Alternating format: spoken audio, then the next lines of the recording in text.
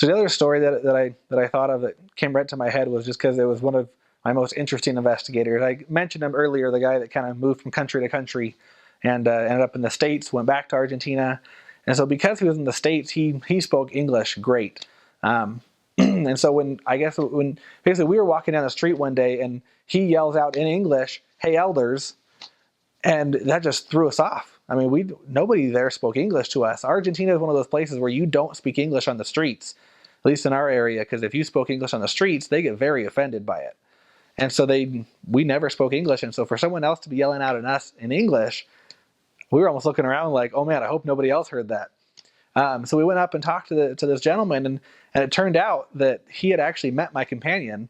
He had met my companion the transfer before I got there, and basically had talked to them in the streets, did the same thing, stopped him and his, at that time, his companion, and said, "Hey, come to my house, come talk with me," and they never went.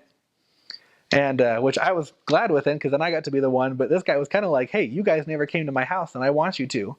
So we end up going to his house, and we get there, and he pulls out a Book of Mormon. And it was an old one. And he ends up telling us that when he was in Argentina before he went to the States, so it was back in like the 70s, he had missionaries come to his house and that met with him and his family. He had his wife and a couple of kids, and they'd meet with the missionaries a couple of times a week. And they were almost to the point of getting baptized. They just weren't sure. And he was kind of one of those that he wanted to have a firm answer. And and his wife was kind of one of those that she was just kind of didn't really care. You know, if he wanted to, then great, but she wasn't going to push him. She wasn't really into religion. But so he would meet with the missionaries, and the whole family would. They'd have family home meetings every week, he said, for a couple of months.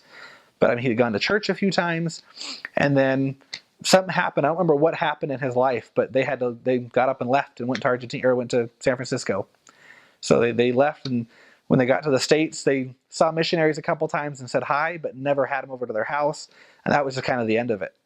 But he had met with them for months, and so he knew a whole lot about the church, and not necessarily had a testimony, but he definitely wanted to. And he said, though, that that basically while he was in San Francisco, other things happened there that basically it brought them back to Argentina.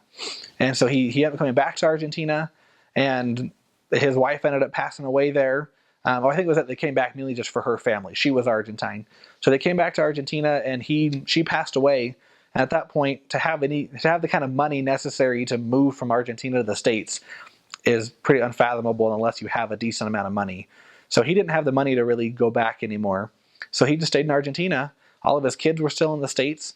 So here he was alone, and with no religion, and now missing his wife. And he had an accident at one point where he basically rolled down a hill and hit his head a few times, knocked himself out, and was out for a while.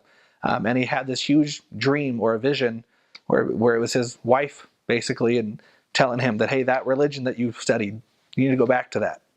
And that was a few weeks before we saw him.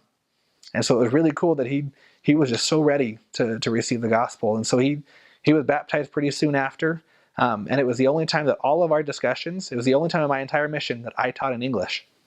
He wanted to be taught in English because he just loved English and didn't speak it anymore. And so he wanted us to teach everything in English. So we had to ask for a Book of Mormon in English from the mission because we didn't have that anymore. We had to find pamphlets that were in English, which I think we just used ones that we had from the MTC because we just didn't have English stuff there. So that was really cool. We got to teach him in English, and we'd go there and speak with him. But then he'd come to church, and he actually still recognized some people from 40 years before. It was really neat that it had been such a long progression for him, and he had gone through so many interesting experiences in his life that led him to that point where he was really ready for it. And so that was really neat to be able to have that. And then it turned out that actually he moved back to San Francisco. He finally pulled up all of his money, and he says we were kind of his inspiration for it, that because of the church that and seeing us and how we talked about the church and our families, he wanted to be back closer to his kids again. And so he moved back to the States, moved to San Francisco, where he was within a few minutes of each of his kids. So it's kind of cool.